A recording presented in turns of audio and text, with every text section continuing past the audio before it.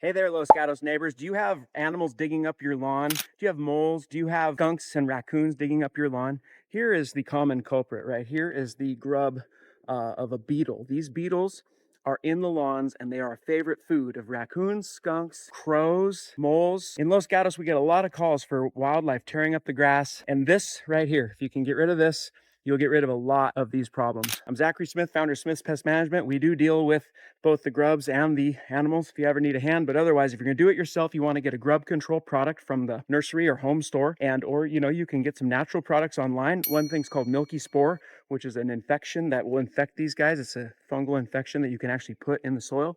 And there's another thing that'll infect them, so to speak, and it's beneficial nematodes. Nematodes are a very small roundworm that will go inside this guy, lay eggs, and eat it from the inside. If you've got grubs and you want to do it natural, there's some natural options. If you don't want to deal with it at all, you can give me a call. Zachary Smith, founder of Smith's Pest Management. Your Los Gatos lawn grub issues stop here.